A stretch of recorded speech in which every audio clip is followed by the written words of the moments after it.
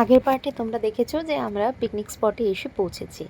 তারপরে আমরা কিন্তু পিকনিক স্পট থেকেই একটু ড্রেস চেঞ্জ করে নিলাম, কারণ ভীষণ গরম লাগছিল আর সকালবেলা ওই ভীষণ ঠান্ডায় শীতের ভারী ভারী পোশাক পরে এসেছিলাম, যেগুলো পরে এই রোদে রাইড চড়া কোনোভাবেই সম্ভব ছিল না। তাই জন্য আমরা তিনজনেই একটু ড্রেস চেঞ্জ করে নিলাম এবং তারপরেই চলে গেলাম টয় ট্রেন চড়তে। টয় ট্রেনে চড়েই দেখেছো দেবালিকা কি খুশি হয়েছে। শুধু দেবালিকা কেন, দেবালিকার সাথে আমরাও এই সুন্দর সুন্দর রাইডগুলো এনজয় করতে পারছিলাম। ওর জন্যই তো আমরা এত বেশি ভালো কিছু এনজয়মেন্ট পেয়েছি। আর অন্যান্য সময় তো এই রাইডগুলো চড়ার সুযোগই হয় না, কিন্তু পিকনিকে এসে আমরাও কিন্তু বাদ যাইনি।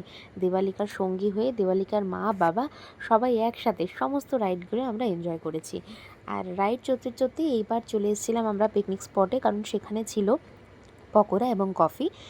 এই স্ন্যাক্সটা খাওয়ার পরে আমরা আবার চলে গেছি পরবর্তী রাইডস ঘুরতে। আসলে পার্কটা কিন্তু বিরাট বড় নয়, কিন্তু সারাদিনে ঘোরার জন্য যথেষ্ট। তো সেটাই আমরা করছিলাম, এক একটা করে রাইড চড়ছিলাম, বিভিন্ন হন্টেড হাউস, তারপরে ওখানে ছিল 3D শোয়ের ঘর, এই সমস্ত কিছুগুলো দেখছিলাম, ঘুরছিলাম।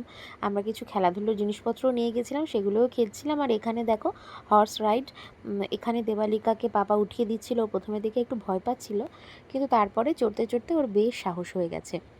আর দেবালিকার পাপা দেখেছো, চুপচাপ টয় ট্রেনে বসে পুরো রাইডটাকে এনজয় করছে আর বলছে যে দেওয়ার কারণে অনেক দিন পরে আবার এরকম টয় ট্রেনে চড়তে পারলাম। ছোটোবেলায় মেলায় গিয়ে চড়তাম। একদমই তাই, আমরা ছোটোবেলায় মেলায় গিয়ে কতই না রাইডে চড়তাম বলো।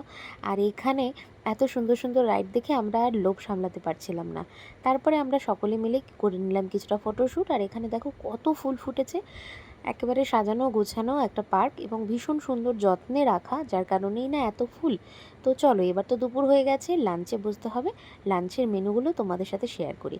প্রথমেই লাঞ্চে ছিল হচ্ছে ডাল মাছের মাথা দিয়ে, আর তার সাথে ছিল বেগুনি। আর ওই যে দেখলে আমাদের পুচকি গুড়গুড়ি সানভি, সেও ঘোরাফেরা করছিল আর আমরা এখানে খাওয়া দাওয়া করছিলাম। সবার কেমন লাগছে? হ্যাঁ, আমাদের কেমন লাগছে বলো তো? কেমন? সুপার ক্যালিফ্রাজিলিস্টিকএক্সপিয়ালিফ্রাঞ্জিলিটিস।